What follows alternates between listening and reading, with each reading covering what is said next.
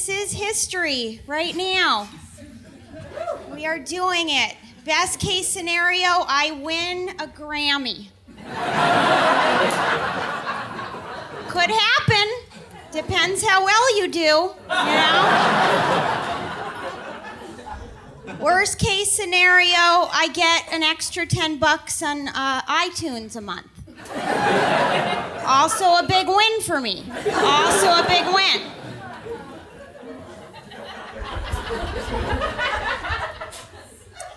My dreams are getting much more attainable as I get older.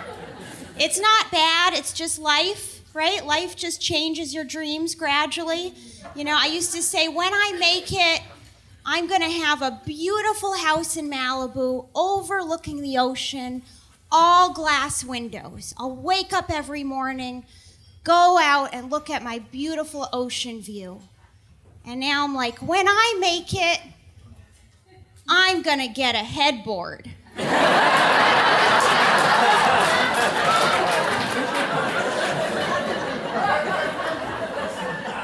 Just one of those big wooden headboards, you know, no IKEA shit, just the real thing. I'll wake up, I'll be like, I'm a grown-up now. I made it.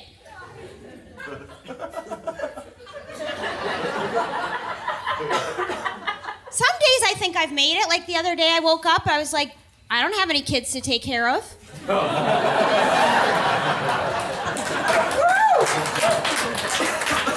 I also don't have a husband to talk to, or a boyfriend to fight with, or a dog I have to walk, or a backyard to mow, or a pool to clean, or a mortgage to pay, or a credit card to use to pay the mortgage.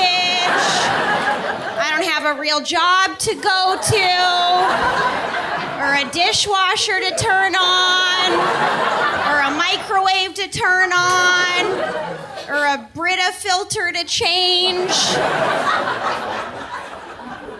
I was like, I am completely free to go back to bed. And I did. I think that's winning now, you know? You don't always get what you want in life, but sometimes you get what you need. And for me, it's apparently nothing.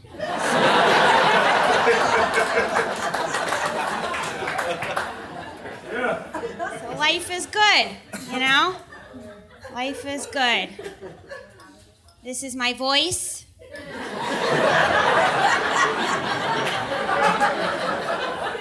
It's real. Somebody actually asked me the other day, they're like, is that your real voice? I was like, no, I got a voice lift.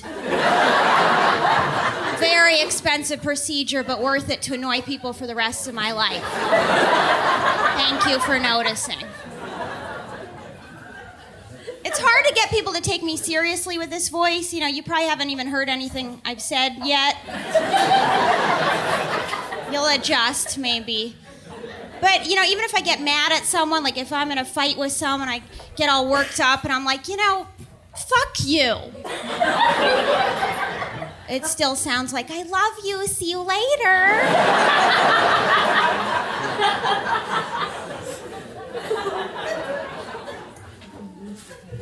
Had an acting teacher once say, if you don't fix your voice, you're never gonna have a career. And so far, he's right.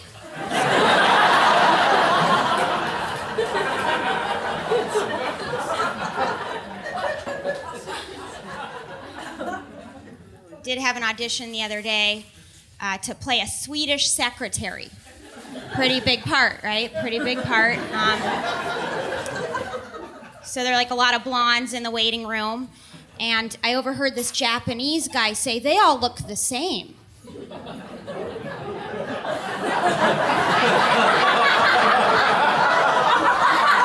I was like, dude, that's racist. And he goes, blonde isn't a race. See, this is where the dumb blonde stereotype comes from. And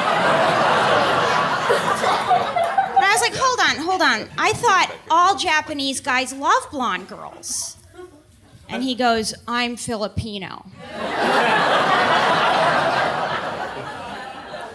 was like, you're such an idiot. I didn't ask for your name.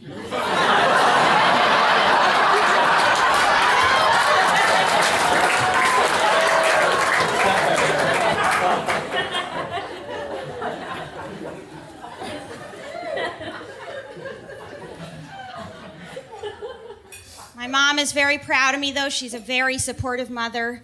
Probably too much, actually. I probably have, strange parents are so supportive.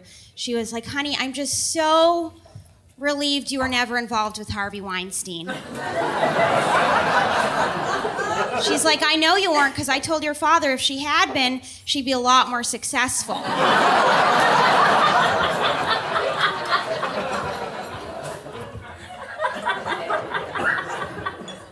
Then she was like, Erica, you know who you're like? You're just like Grandma. Because you're in a male-dominated profession with stand-up comedy, and Grandma was in a male-dominated profession with aeronautical engineering. I was like, yeah, we're pretty much the same person, except one of us was very good at math, and the other owns one towel.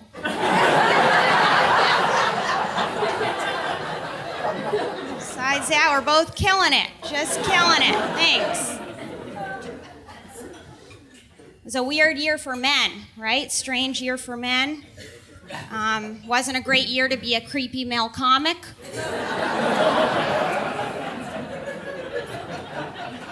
So it wasn't a great year to be a male comic.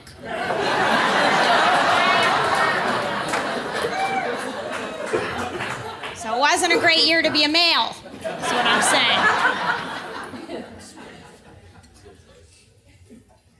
I think it's soon going to be the Who's Left movement, right? Is anyone left? Did anybody not do something inappropriate?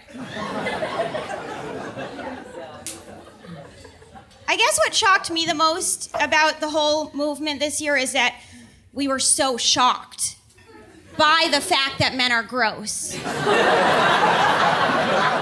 Right? Like, that was one of the first things I learned as a kid. Eat your broccoli, men are gross. And then suddenly this year we all woke up every morning and we were like, did you hear? Did you hear another man was gross again?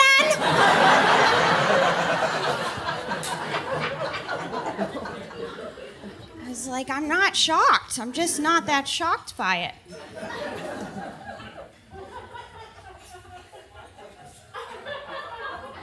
I only know one person who voted for Trump. One person. Did anyone here vote for Trump? Didn't think so. It's Portland, right? It was my landlady. She was this old Polish lady, very sweet woman. She came up to me around the election time and she said, Erica, you must vote for Trump. And I was like, why? And she goes, he's a Gemini. I was like, interesting, what are you? And she goes, I'm a Capricorn. And I was like, interesting, I heard Capricorns aren't supposed to vote.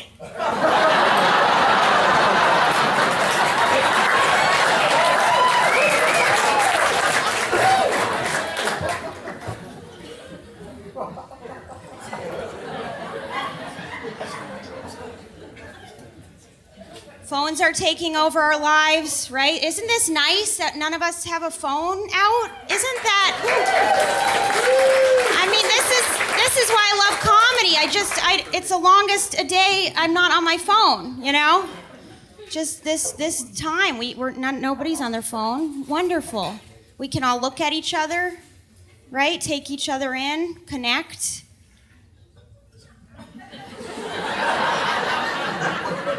I like that. It's nice. That's human connection. We need that, I was in New York recently, and there's a beautiful moment on the subway when everybody loses cell phone reception. Right? And you just pick a partner for like 10 stops, and you just stare at that person until someone gets off the train. Or both, you don't know.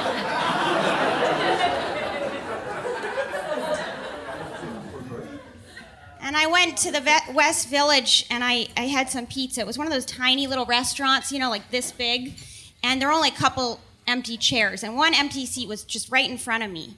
And this guy just sat down in the empty seat right in front of me. And we just ate our pizza in total silence, just staring into each other's eyes until we finished our pizza. Then we both got up. We walked over to the trash can, threw away our paper plates, went our separate directions without ever saying a word. And I was like, that was the best date I've been on in 10 years. Nobody said anything dumb. It lasted the perfect length of time. And we never have to see each other again. I was like, that's love,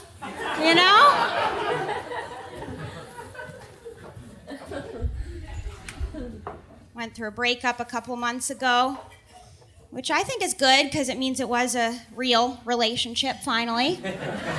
Usually I'm like, it's over. And he's like, who's this? I don't know. This phone number. I really miss breakups before the internet ruined our lives. Remember that? Remember when we could just be like, listen, I'm sorry we didn't work out. Have a nice life. Go away. Right? It was so simple. Now it's like, sorry it didn't work out. I will see you online forever.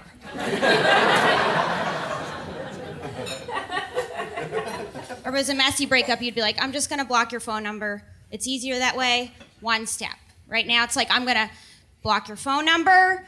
Then I'm going to defriend you on Facebook, unfollow you on Twitter, take you off my Instagram, do whatever it is to get rid of the Snapchat, and get my mom to do the same thing.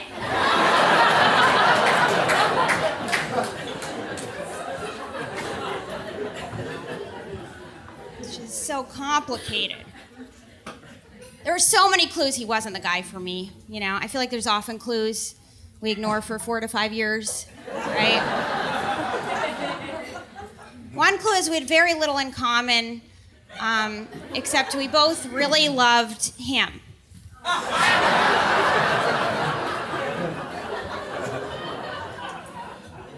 This is a direct quote. Okay, it sounds crazy, but he really said these words to me once. Okay, he was like, I love you more than you love me, because I love myself so much. You need to love yourself more so that you can love me more. And I was like, actually, I think we both need to love you less. Because the more I love you, the more I hate myself for loving a guy who loves himself so much.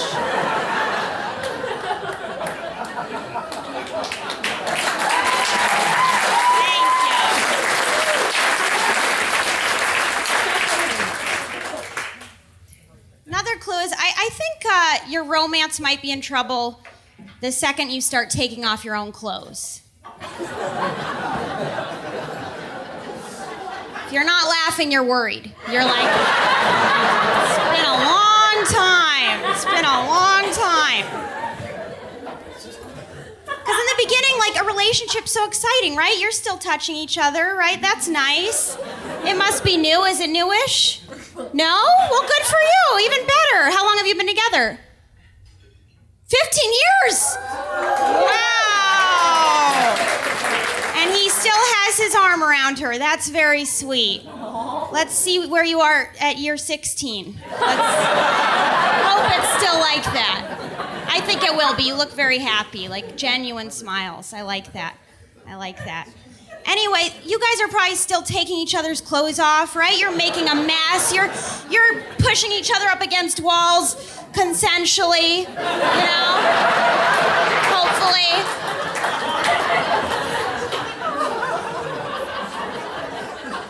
But over time, it sort of shifts. Like, you don't see it coming, but you find yourself, politely taking off your shirt and folding it and putting it on your side of the bed. And then he takes off his shirt and folds it and put it his side of the bed and takes out his Invisalign.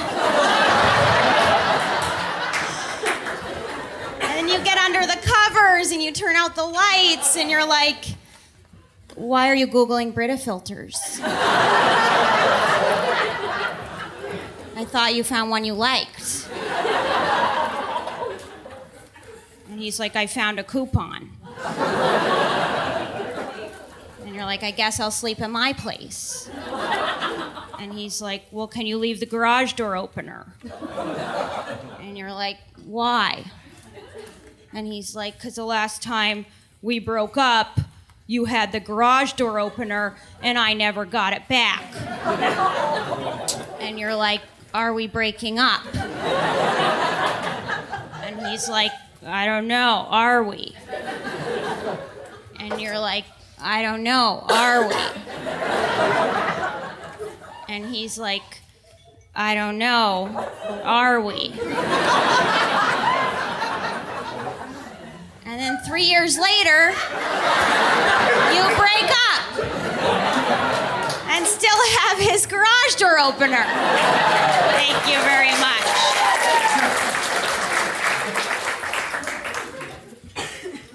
We fought about the dumbest stuff, too. We fought about the show Catfish once. Have you guys seen that show?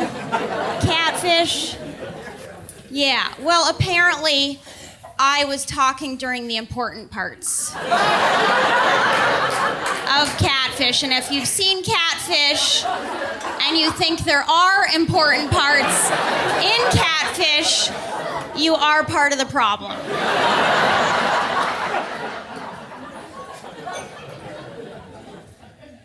He was competitive with me. That was one problem. Like one time, just out of the blue, he goes, you know, you're not smarter than me. And I was like, it's actually smarter than I am.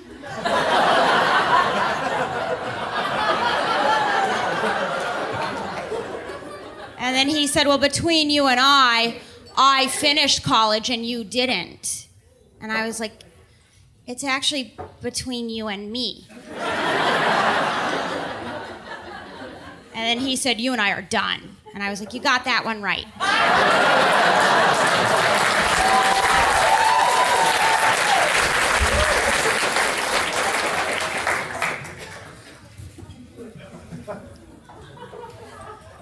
They asked me, why do you want to do your album in Portland? I was like, they're going to love the grammar jokes. They're going to just love them.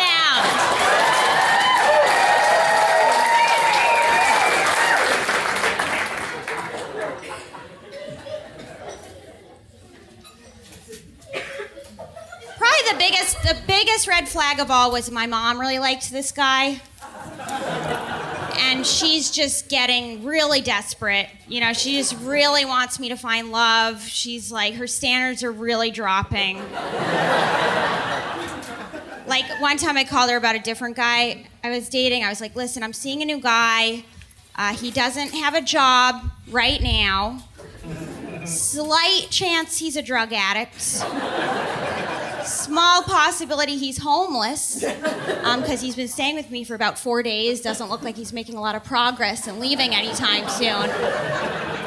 And she just goes, but he likes you? I was like, Mom, what happened to know your worth, honey? She used to say, know your worth. And she was like, that was when you were younger. You were worth a lot more back then.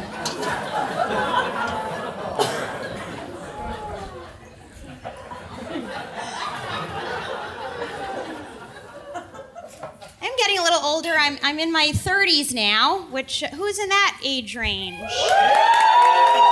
Oh, good. You all had your nap today. I can tell. 30s is a strange age because it's not old, but the second you turn 30, you start saying you're old. You're like, that's it. I'm old now. I'm old. And then for 10 years, you just keep saying it. You're like, I'm old, I'm old, I'm old, I'm old. And then you turn 40, and you're like, now I'm old. Like, I could have been young for an extra 10 years, but I wasted it saying I was old. Now I've lost 10 extra years where I could have been young. Then you turn 80, you're like, now I'm really old. I could have been just kind of old. Now I'm really old. Then you die, and you're like, I could have been alive for 82 and a half years. Now I'm dead. I can't even have this brilliant thought.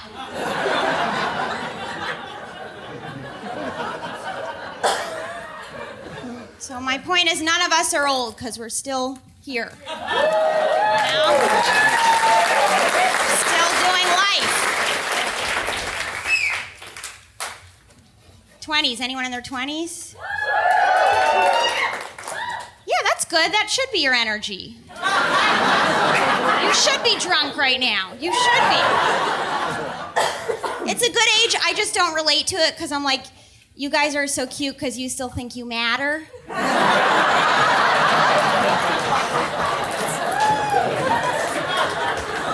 rest of your life is just this long journey where you find out you matter less and less and less every day, and then you die. Not to give it away, but that's what you have to look forward to. Keep drinking. Keep drinking.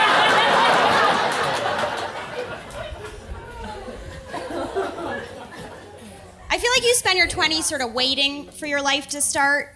You know, you're like, next year I'm gonna get that big job and my life is gonna start. And then another year goes by and you're like, next year I'm gonna fall madly in love and my life is gonna get started. And then another year goes by and you're like, next year I'm gonna get a headboard. And my life is gonna start. And then you turn 30 and you're like, shit, it started. This is my life. Like waiting for the bus to come, but you're already on the bus. You're like, when's the bus getting here? When is it getting here? And they're like, you are on it. You are on the bus. And you're like, why am I riding a bus?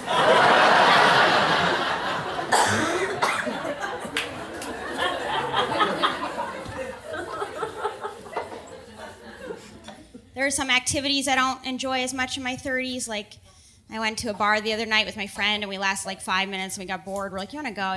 Let's get out of here. And as we were walking to our cars, my friend was like, oh my God, Erica, we're getting older. We're not fun anymore.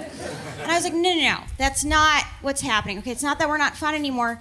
It's that we're getting older, and we're getting wiser, and we're starting to realize it was never fun.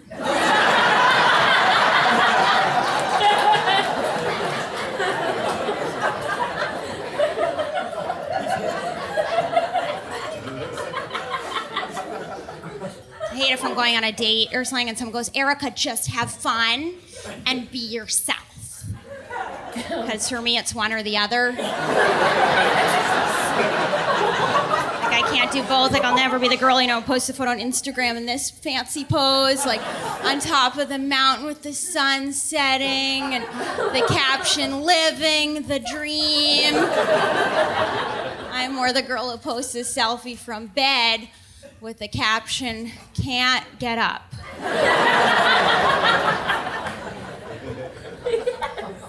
I want to do non-motivational quotes on Instagram, which would go something like, just don't. Or there doesn't have to be another day.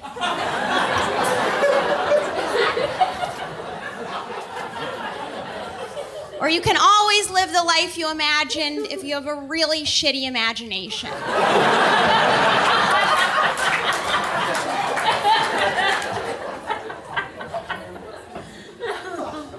I hate the expression, it is what it is. You're having a bad day, you're venting to a friend, you're like, I got a flat tire, my boyfriend broke up with me, and your friend's like, well, it is what it is. So I'm like, no, it isn't. It isn't what it is. It just is. Like, you shouldn't have to repeat. It is what it is.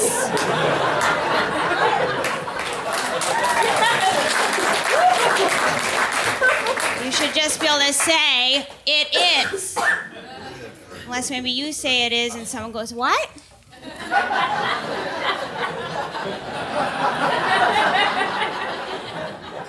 Then you can repeat, it is.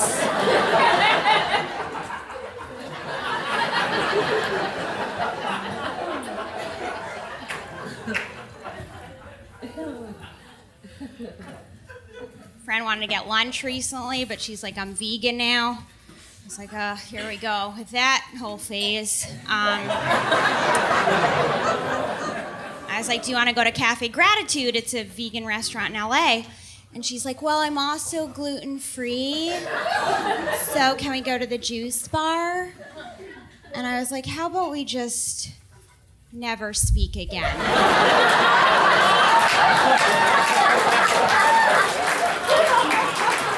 Let's just move on with our lives.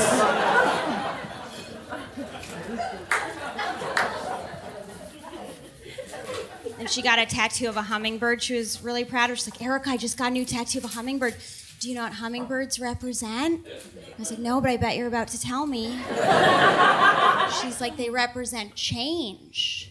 I was like, huh, you know what doesn't represent change? Tattoos.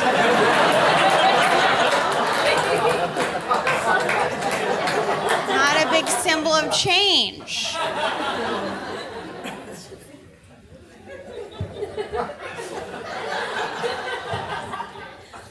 Had another friend get a tattoo of just a phrase where it just said, I'm enough. And I was like, I guess not.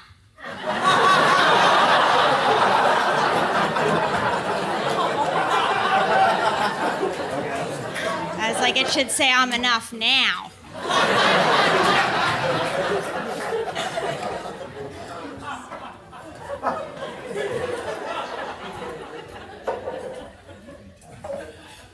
The same friend wanted to go out on a boat the other day. She's like, you want to go on my friend's boat sometime? And I was like, you've been on a boat before, right? Like, is that something we have to do twice in this lifetime? Because I don't think about the boat anymore. I think about all the steps that lead up to the boat. You know, I'm like, I have to put my bathing suit on. Then I have to figure out who else is going to be on the boat, and can I wear my bathing suit in front of the people on the boat? Then I have to do a research project on the people who are going to be on the boat to determine if I can wear my bathing suit in front of them. Then I have to get to the boat. I'll probably get lost getting there because I'll take Waze, and Waze is going to be like, try making this left turn, sucker.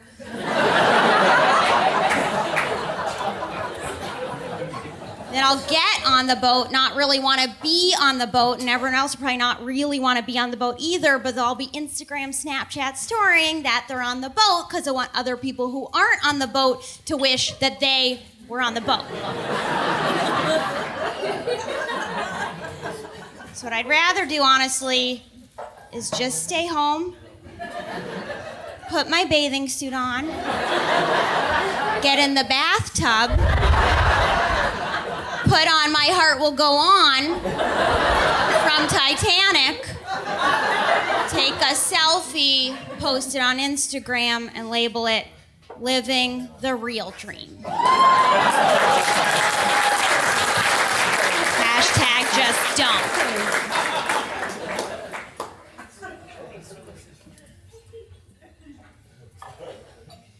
Man, you guys are a really great crowd. Really great. I only have to do half the number of jokes because the laughs are going long. It's great. That's what you want. That's what you want on an album.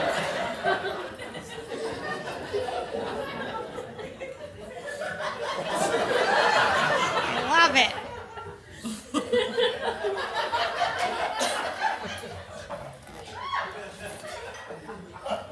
I guess I don't have to do any jokes. I just stand here. Did you hear Erica's album? It's just laughter. There's no material. It's just like an hour of laughter. Very John Cage.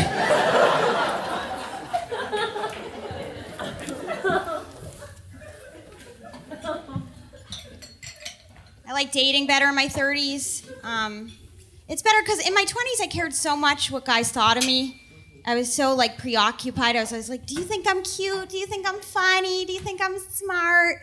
And now I'm just like, are you gonna pick me up at the airport? Like, will you be there at Lot C at 8:30? Will you drag my bags for me and shove them in your trunk? I don't care what you think of me. Will you be there?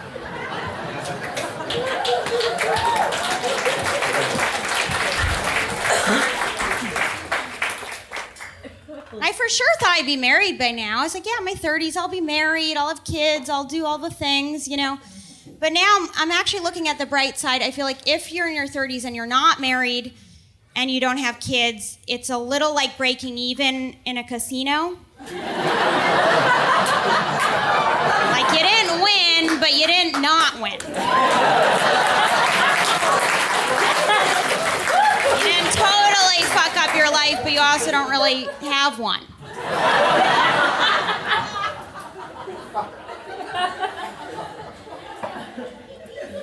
And I'm an aunt, which I love. My sister has 2 very cute kids. She has a 5-year-old and a 3-year-old.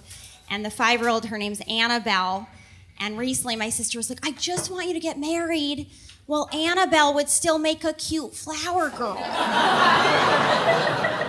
And I was like, I just want to get married before Annabelle gets married. That's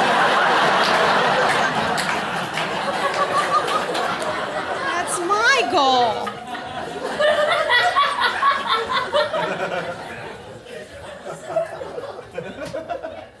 My parents have been married a really long time. They've been married for 41 years, which is great. Yeah, give it up for my parents. We assume they're happy ones. I think they are. Has anyone been married longer than 30 or more than 30 years? You can tell me. Yeah? What do you think the secret to a happy marriage is? They still don't know. They still don't know. You'll find out. I'll let you know. Okay. Okay, get back to me in 10 more years, I guess. I think, you know, to me, I think it's sometimes, I think the most successful marriages are when the men almost never speak. Because they just get in trouble when they do, you know? It's usually the wrong thing, but if you don't speak at all, we'll assume you're thinking the right thing, you know? You just won't get in trouble. I mean, you're doing it right now. You're doing a great job. You're doing a great job. Because men overthink getting laid. They think it's so complicated, right? They think it's like some Da Vinci Code, passcode thing. You gotta look up, you know, how to get inside a woman's brain and read all these books and, you know, reverse psychology, neg them, or whatever you do. And I swear, it's so simple. I swear it's really easy. Is anyone on a first date by any chance? A lot of people, right? Are you scared to tell me? Are you a couple? Yeah? A new couple? Sort of new? Okay, let's just pretend you haven't done anything yet. Let's just assume, for the sake of the joke, that you're a little Mormon or something. I don't know.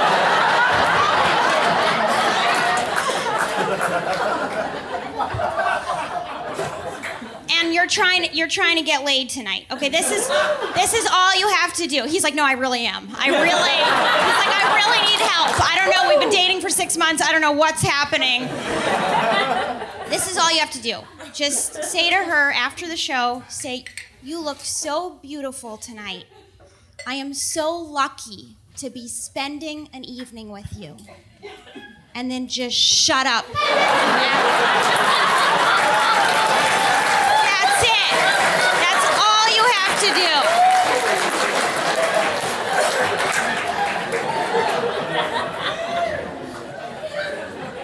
do. That's the secret, I swear.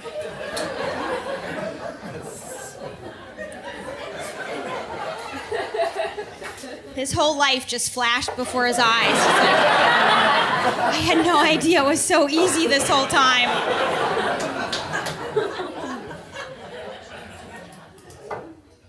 I think my parents have a good marriage partially because my dad doesn't talk much at all. You know, my mom does a lot of talking. She's a big talker. I also think it's because my dad can't leave my mom because he's in a wheelchair. I mean, he loves her, but where is he going, you know? He'll make it down the ramp, and that's about it.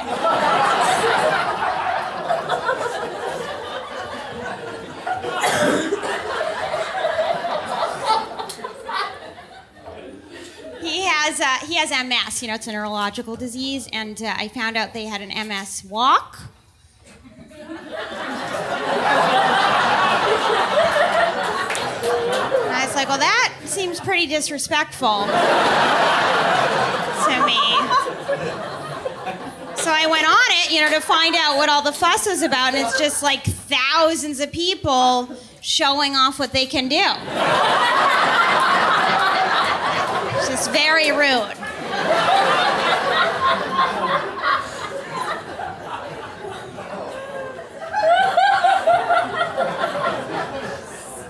My dad hates that joke, and I'm always like, sorry, Dad, but when I have an idea, I run with it.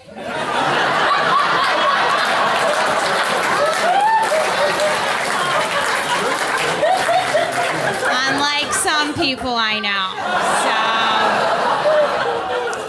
So, you're just gonna have to roll with it.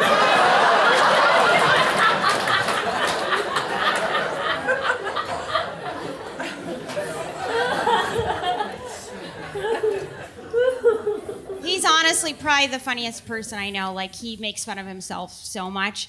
Like, one time I was home visiting my parents, and my mom was telling me that I was really difficult as a kid. She was like, Erica, you were so sensitive.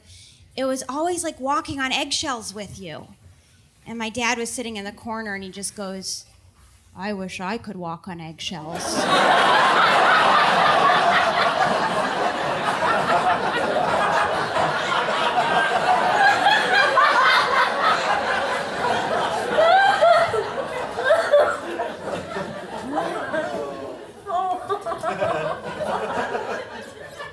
You guys aren't getting sensitive on me. I really appreciate it.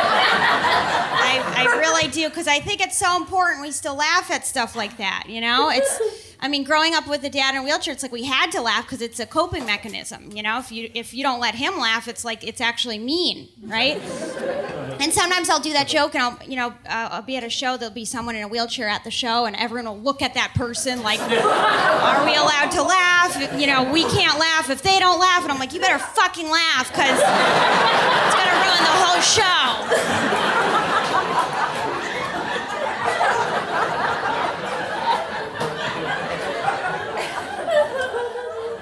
And I have a story to me that sort of captures what I mean about just being too PC, or too careful or too sensitive.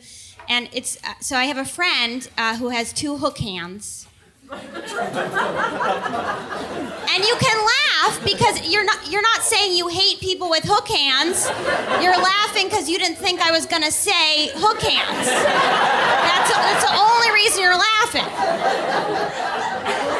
So it's okay, So anyway, the first time I met this guy, he shook out his hook. And I also didn't expect that. It sort of caught me off guard. Like, I was like, what do I do in this scenario? Do I shake the hook? Do I not shake the hook? Do I hang my jacket on it? I don't know what to do.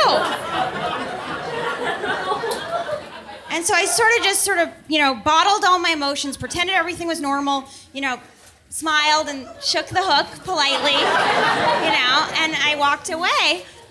And then I had a friend who was a comic on the show as well, and he also got the hook. And when he got the hook, he was like, what the fuck, man? What the fuck? You gotta warn a guy! You gotta warn a guy before you just shove your cutlery in his face!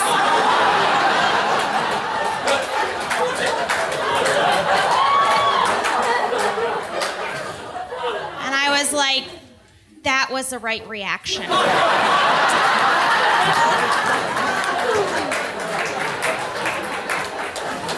That's how I wish I reacted, because immediately the guy just looked so at peace, like, thank God someone's acknowledging the reality of the situation.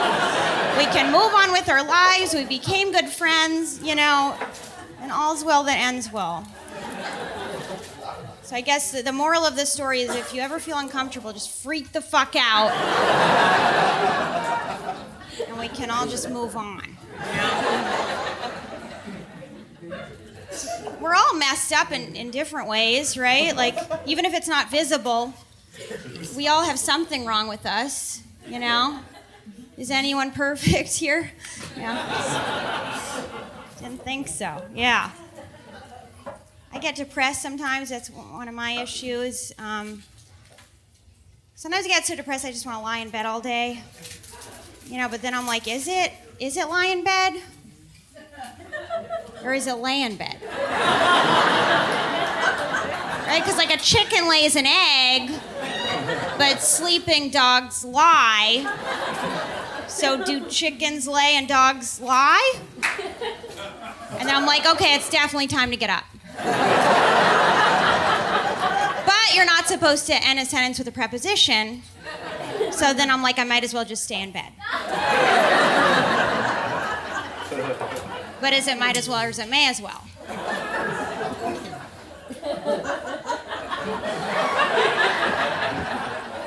I think what I'm trying to say is I'm a really good lay.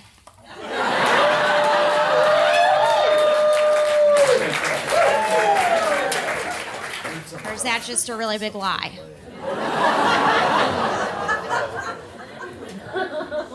Getting deep.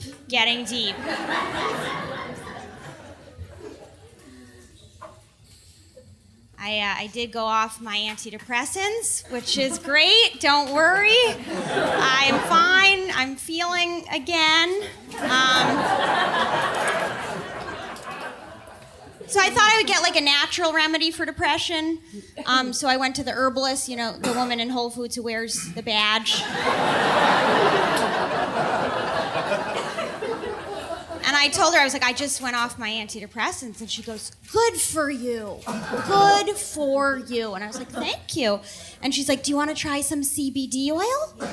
It's supposed to be good for depression. I was like, honestly, I don't think I need it now. I think all I needed was someone to say, good for you. And now I feel great. So now anytime I feel down, I just go to aisle 3, I talk to Susan, and I get some self-esteem. Then I started to realize people actually say the exact same thing when you go on antidepressants as when you go off them.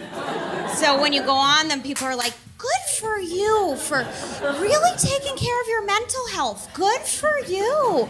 And then you go off them and people are like, good for you for being so brave to do this on your own. Good for you. So what I realize is people just don't care. I don't care if you're on drugs, you're off them, except for potheads are very into pot. They are. Is anyone a pothead? Yeah. You guys are happy. You have it figured out, right? I have a friend who's sober, but she smokes pot. And I'm like, isn't that like saying you're celibate, but you have sex in the dark? That seems like cheating to me, But she's always trying to get me to, she's like convinced that pot is the answer. She really thinks that I should really get into pot. And the way she talks about pot is exactly how people talk about men. To me, she's like, you just haven't found the right one. It's out there. You're trying sativa. You need to try indica.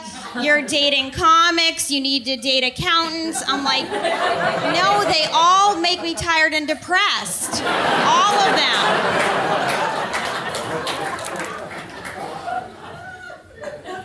Then I have a friend who got super sober. Now she thinks everybody's an addict. She's just like obsessed with addicts. She's like, do you think maybe your ex was an addict because his behavior was very erratic? And I was like, no, maybe a narcissist, but not an addict. And she's like, well, do you think maybe you're an addict because you kept going back to the relationship? And I was like, some people are just dumb.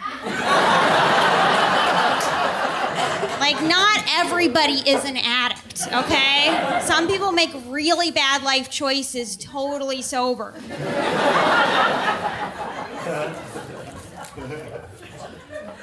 I was actually sober for 15 years. Thank you. And then I turned 16. That's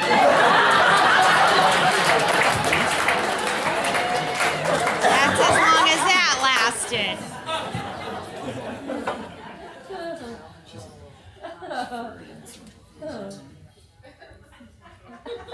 I don't want to. Who's met on a dating app? Has anyone actually succeeded in that? That doesn't sound like success to me. Like,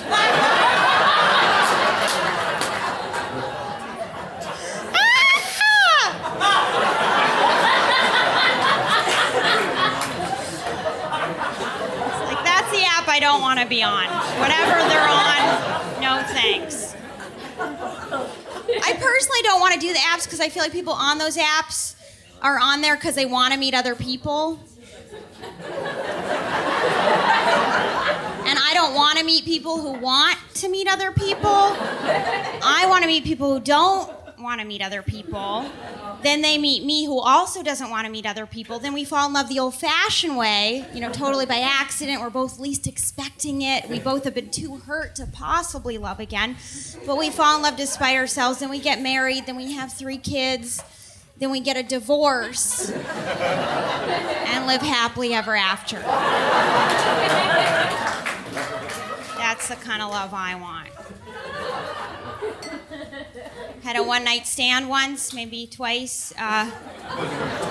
Once I regret. Because I really liked him a lot. I had feelings for him. So afterwards I was like, he probably shouldn't have done that. And he goes, "Don't worry, Erica. Everything's going to be okay." I was like, oh, that's good news, right? Everything's going to be okay. But then a little time went by, so I realized we had, slightly different definitions of what this okay meant. Like, my definition was, everything's going to be okay. We're going to get married, have kids, and live happily ever after. And his definition was, neither of us is going to die.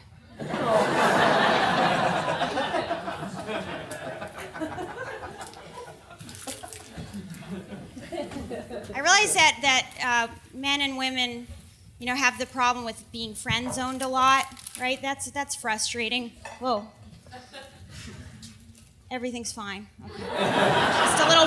Just a little water. And, I think I figured out why, because I think our languages are different with friend-zoning. For instance, I think women friend-zone by asking for favors. We'll be like, will you help me move? Will you pick me up at the airport? And men friend zone by sleeping with you.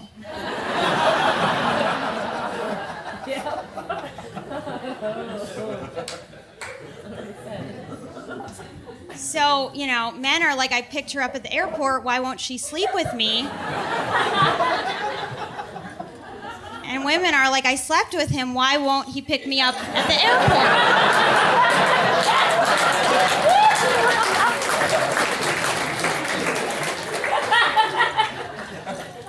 So I always tell my girlfriends, just don't sleep with anyone, at least you'll have a ride to the airport.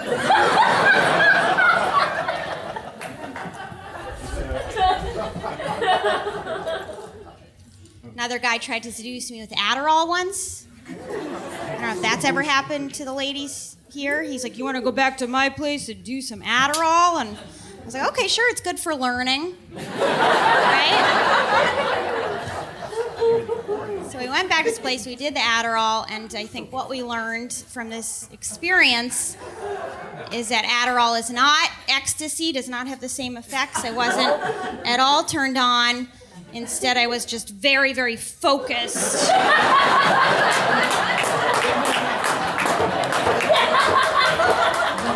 finding ecstasy.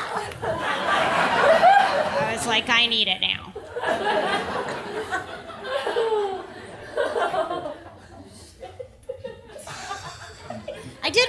I met a guy in real life. I got all excited because, that's hard, right? That's hard to meet a guy in real life these days. You have to maintain eye contact. You have to talk to each other, And I was really excited. I'll tell you the story. It's a bit of a story, but I'll tell you quickly. So I went to the bookstore one day, and I see this book, and it was called, let's just pretend it was called The Struggle is Real. It was like one of those self-help books, which I think is already bullshit, But on the cover was this really hot guy, like with these, cool glasses and tattoos. And I was like, really? The struggle is real for that guy? Really? And so I made fun of this book for like 10 minutes. It's like, really, whatever happened to him? Did somebody put 2% in his almond milk latte once?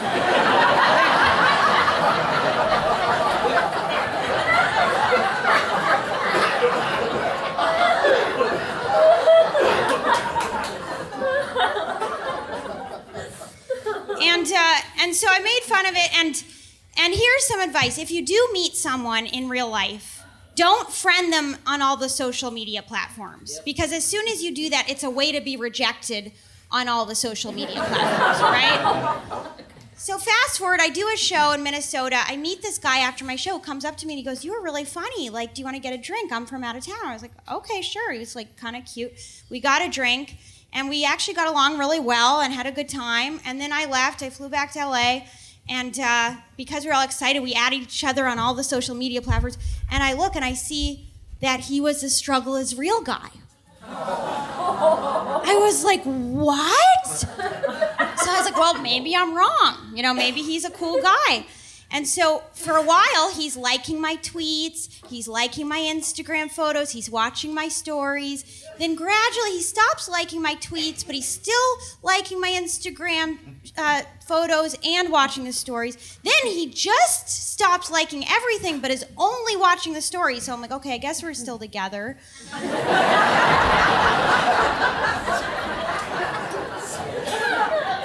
then he just stops all of it. And I was like, what happened? It went blank.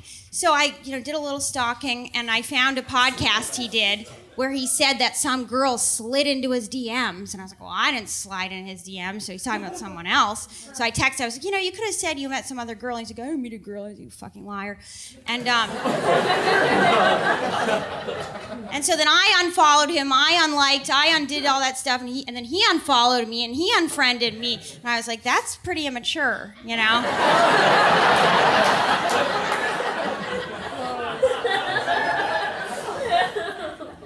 But, afterwards I felt really rejected. I was like, why do I feel so rejected, after meeting this guy for like 10 minutes. I mean, nothing happened. We just literally had one drink. I was like, I feel so rejected because of all this social media stuff, because I've been rejected on Twitter, I've been rejected on Instagram, I've been rejected everywhere.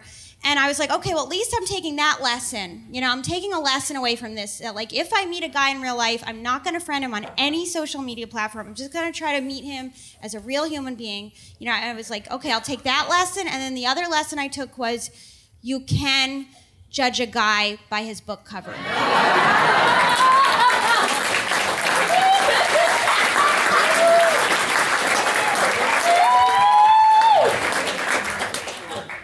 I'm learning, I'm growing, kind of,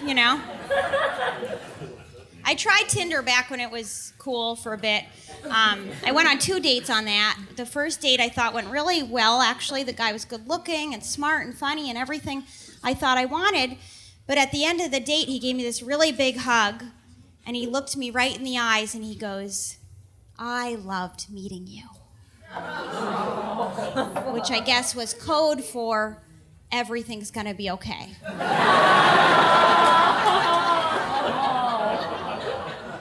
And then the second date was so boring that I actually love reenacting it for live audiences. So I'll do it for you now. I'll play both parts. Okay. Okay, so I was like, hi. This is my prep. Okay. I was like, hi, so what do you do? I do graphic design for the city government. Cool, do you like it? Yeah. I get free parking. Cool, so I saw like you ran a marathon? Yeah. It was hard. Do you work out? No. Do you want another drink? No, that's okay. I think I just remembered that I have a dog.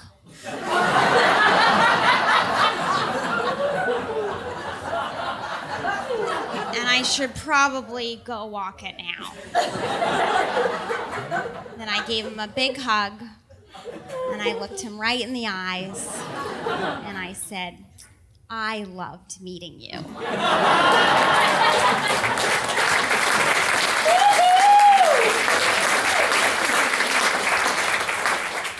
And he was like, what does that mean? And I was like, it is what it is.